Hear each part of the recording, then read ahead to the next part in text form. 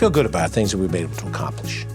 And particularly things that are the physical improvements, the capital improvements, because you see them. As I look back on the 5 years, I see those physical improvements we've made, and they're significant. When you're looking at future budgets in 24, 25, 26, we've had a good run of budgets so far. We knew what our costs were going to be overall, and we knew what revenues we had overall. What do we have to do in the short term, and then how does that lead to the long term? We've also calibrated around what we can afford because we have cut taxes the last 4 years. And then a year from now, when we sit with the bond rating agencies and they look across the table, I need to give them a sense of comfort that the direction of this county has fiscal sound policies attached to it. And we merit a higher consideration in the way you evaluate us. And while I know that some of those things are complicated, it was complicated to fix Memorial Field. It was complicated to stabilize the finances of this county. It was not easy to do these things.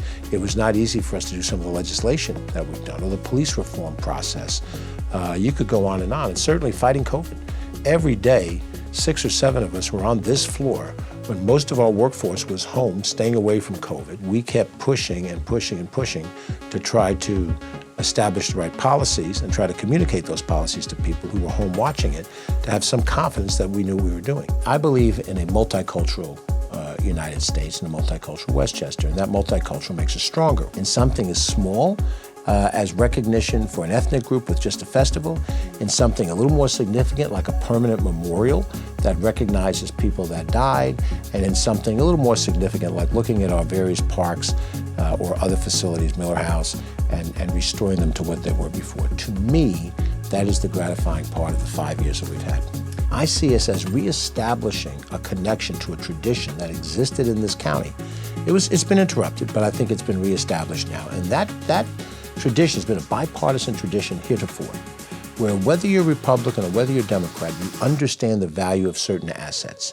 You understand the value of maintaining an infrastructure. You understand the value of providing certain services that are necessary. We have some things that are short-term and some things that are long-term. Short-term, county center, let's get the place open. In the longer term, we have to make a bigger set of decisions about the county center. Do we invest a serious amount of money for a complete makeover? The last one was done 40 years ago in the early 1980s, and prior to that is when it was built in the 1930s. Westchester County Airport, we want to complete a master plan. We haven't had a master plan since 1989. The master plan would lay out the future of the airport and the things we have to do.